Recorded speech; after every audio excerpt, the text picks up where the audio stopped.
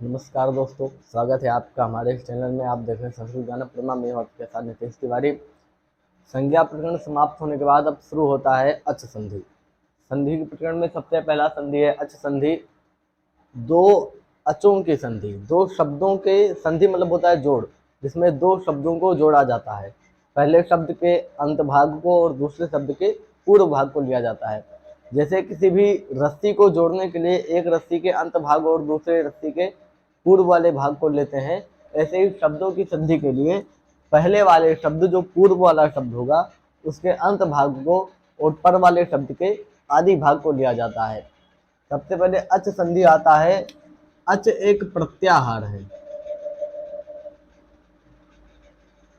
अच एक प्रत्याहार है जिसमें आ, ई, उ, री, री, ए, ओ, ऐ, औ इतने वर्ण आते हैं। इन अचों की संधि को अच संधि कहते हैं, हलों की संधि को हल संधि कहते हैं और विसर्ग की संधि को विसर्ग संधि कहते हैं। अच संधि में प्रायः यण गुण वृद्धि अयादि पूर्व रूप पर रूप प्रकृति भाव इत्यादि संधियां हैं। तो सबसे पहली संधि है यण संधि। संधि करने के लिए सबसे पहले संहिता की जरूरत होती है। संहिता संज्ञा उसी की होती है, वर्णों की अत्यंत सन्निकटता की संहिता संज्ञा होती है। वर्णों में अत्यंत समीपता नहीं होगी तो संधि भी नहीं होगी, इसलिए सबसे पहले संहिता संज्ञा की जरूरत है। इस पूरे संधि प्रकरण में संहितायाम इस सूत्र का अधिकार आता है, इसलिए सभी सूत्रों में अर्थ बन जाता है संहिता के विषय में। सबसे पहला सूत्र आता है इको यणचि। इका तो षष्ठ्यंतम यण प्रथमांतम अचि सप्तम्यंतम त्रिपदम इदम सूत्रम। इस सूत्र में 3 पद हैं। इसका अर्थ संहितायाम का अधिकार आ रहा है, इसलिए इसका अर्थ बन रहा है इका स्थाने। इक के स्थान पर इक भी एक प्रत्याहार है। इक प्रत्याहार में ई, उ, ऋ, ऋ ये 4 वर्ण आते हैं। इका स्थाने उस इक के स्थान पर यण स्यात्, यण आदेश होता है। यण भी प्रत्याहार है, इसमें या वा रा ला, यानी कि ई, उ, ऋ, ऋ इनके स्थान पर क्रम या व रा ला ये आदेश होते हैं यथा संख्या अनुदेशना समानाम के नियम से। मतलब ई के स्थान पर या, उ के स्थान पर वा, री के स्थान पर रा और री के स्थान पर ला आदेश होते हैं। ये एक सिंपल ट्रिक है।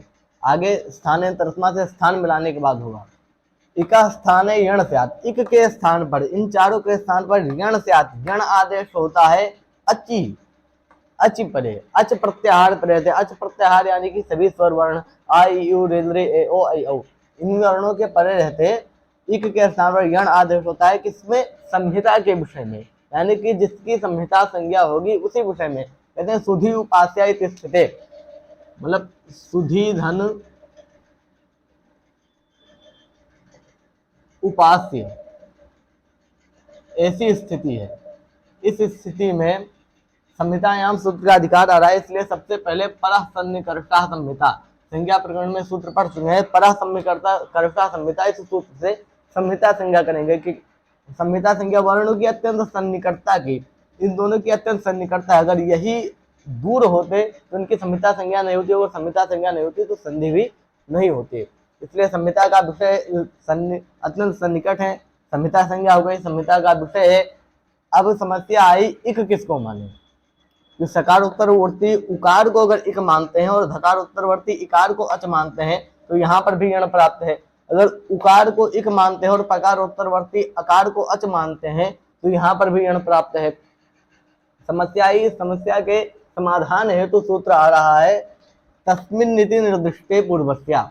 बोला तस्मिन्, तस्मिन् यानी कि इका, सप्तमी को निर्देश मानकर, तस्मिन् यानी कि सप्तमी निर्देशेन विधीयमानम कार्यम, सप्तमी को निर्देश मानकर विधान हो रहा है जिस कार्य का, अथवा विधीयमान जो कार्य, वर्णांतरेण अव्यवहितस्य, वो वर्णों के व्यवधान से रहित। पूर्व को जानना चाहिए। सप्तमी में इका ये सप्तमी पद था, तो सप्तमी इक को निर्देश मानकर यण आदेश हो रहा है।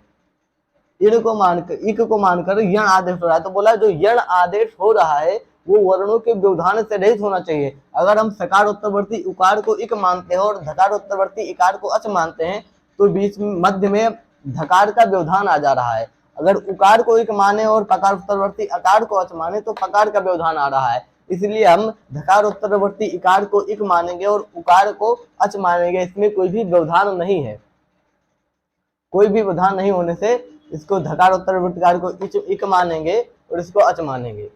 तो इक के यहाँ पर यण प्राप्त हो गया। अब समस्या ये हुई कि इक यहाँ पर एक है, ई,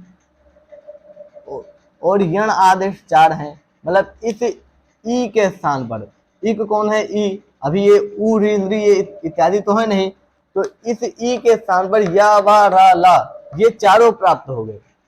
इस इक के स्थान पर ये चारों प्राप्त हुए। अनियम हुआ। अनियम करने के लिए परिभाषा सूत्र आया। परिभाषा मतलब अनियमे नियम कारिणी परिभाषा। अनियमे नियम कारिणी परिभाषा, जहां पर अनियम हो रहा हो वहां पर नियम का जो व्यवस्था करे उसको परिभाषा कहते हैं।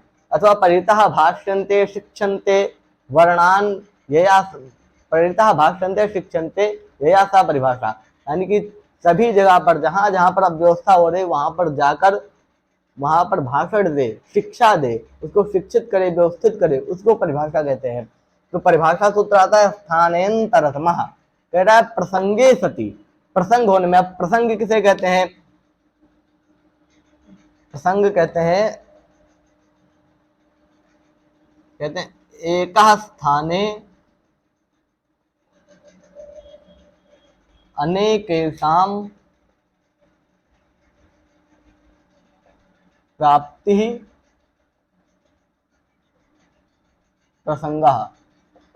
एकः स्थाने अनेकेषां प्राप्ति प्रसंगः, यानी कि एक के स्थान पर अनेकों की प्राप्ति होना प्रसंग होता है। तो यहाँ पर प्रसंग है क्योंकि धकारोत्तरी उकार ये एक है, इस एक के स्थान पर या वा रा ला ये चारों प्राप्त हो गए। यहाँ पर प्रसंग है, बोला प्रसंगे सति, उस प्रसंग रहने पर सदृशतम आदेश, जो अत्यंत सदृश होगा उसी को आदेश, उसी का वही आदेश होगा। अंत है स्थान में, सबसे पहले स्थान, अर्थ, गुण और प्रमाण। स्थान, अर्थ, गुण, प्रमाण, इन चारों में जो अत्यंत सदृश होगा वही आदेश होगा। कहते इन सब में स्थान बलवान है। कहते हैं यत्र अनेक विधम आंतर्यम तत्र स्थानत आंतर्यम बलीयः, जहां पर आंतर, ये स्थान, अर्थ, गुण, प्रमाण ये चारों आंतर्यतम में परीक्षा अंतर है। तो जहां पर अनेक विधम आंतर्यम, जहां पर अनेक प्रकार के मतलब चारों आंतर्य हो, वहां पर स्थानत आंतर्य बलवान, जो स्थान होगा वो बलवान होगा। स्थान बलवान होता है, इसलिए सबसे पहले स्थान मिलाया जाएगा। धकार उत्तरवर्ती इकार, इकार का स्थान है इचु यशानाम तालु, इकार का तालु स्थान है। और अभी देखेंगे इन या वा राला में तालु स्थान वाला कौन है, तो कौन सा है, या वा रा और ला, इनमें तालु स्थान वाला कौन है, तो वकार का है। वकार से दंतोष्टम, इसका दंतोष्ट स्थान है। ऋतु रसाणाम मूर्धा, रकार का मूर्धा स्थान है। ऋतु रसाणाम बनता है, इसका दंत स्थान है। तो इचु यशानाम तालु, इकार चवर्ग यकार, यकार का भी तालु स्थान है। तो यहाँ पर तालु स्थान वाला या मिल गया, यानी कि धकारोत्तरवर्ती इकार के स्थान पर या आदेश हो जाएगा। तो सु धकारोत्तरी इकार के स्थान पर या आदेश होगा तो धकार हलंत हो जाएगा। ध या धन उपास्य,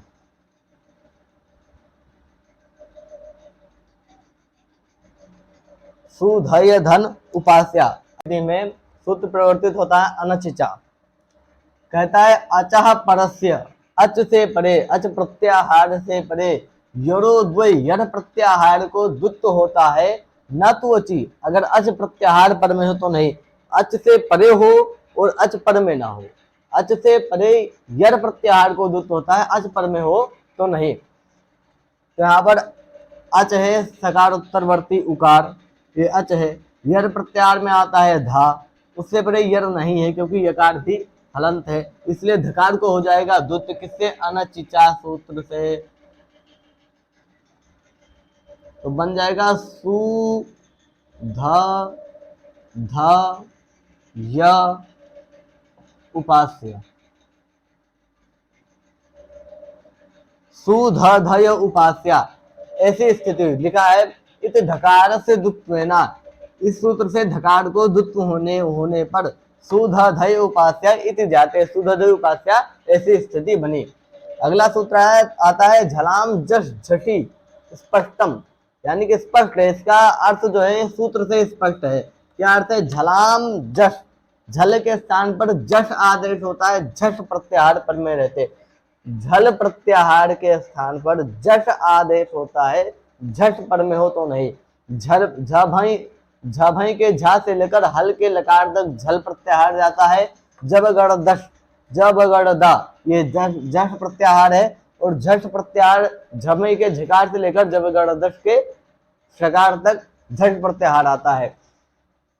झल प्रत्याहार पहला है धा, सुधधय में धकार है झल प्रत्याहार, इसके स्थान पर जश हो जाए यदि झश प्रत्याहार पद में हो तो झश प्रत्याहार में भी धकार आता है। इसलिए झल होने के कारण पूर्व धकार को दुत्व हो गया झलाम जश झटी सूत्र से, झलाम जश झसी। इसके स्थान पर जब जश आदेश हुआ तो फिर से स्थान मिलाया गया।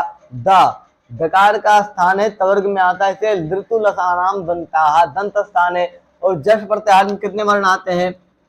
ज ब ग ड़ ध, इनमें से दंत स्थान वाला है दकार, तो धा के स्थान पर द आदेश हो जाएगा। स्थान मिलाया गया स्थानांतरात्मा से, सबसे पहले स्थान मिलाया जाता है।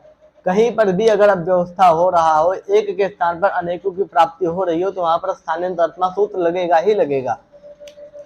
धा के स्थान पर द आदेश हो गया। सुदधय उपास्य,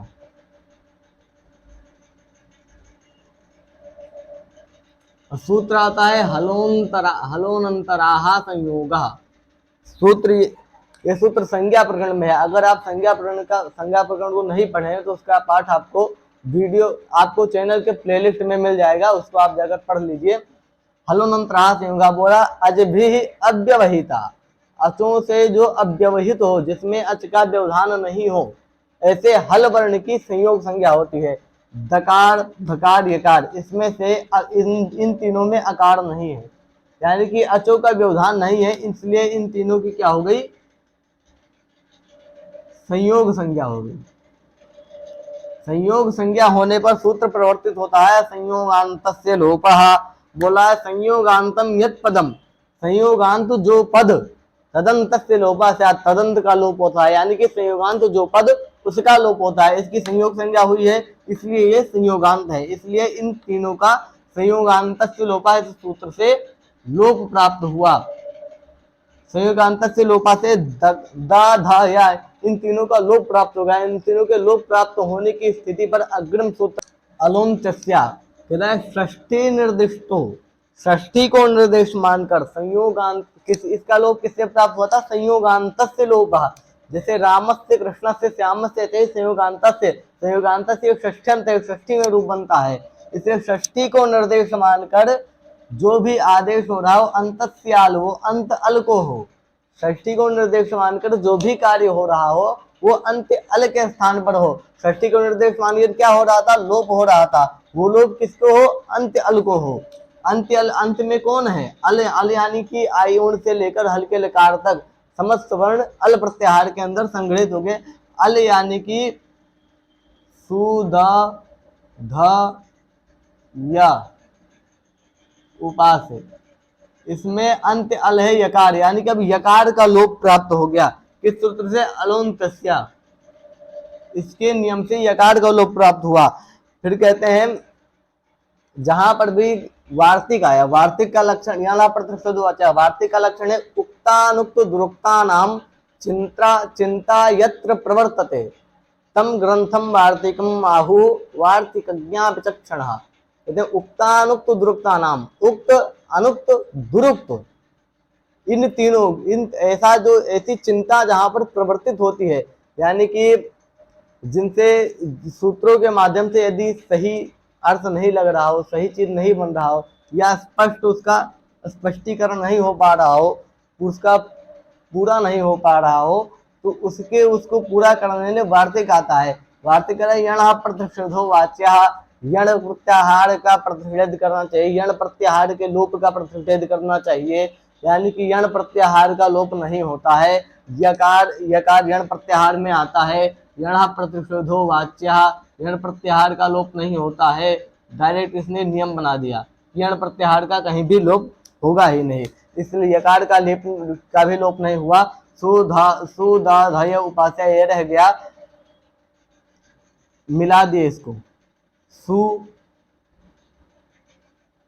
ध्यू मिल जाएगा,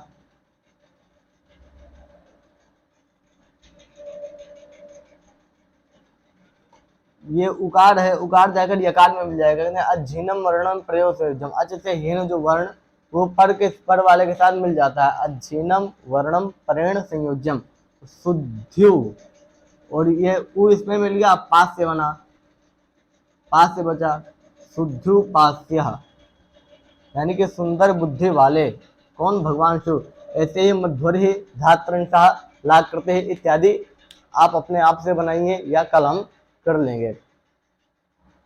तो गाइस आज के वीडियो में इतना ही, मिलते हैं अगले वीडियो में कल शाम 5 बजे।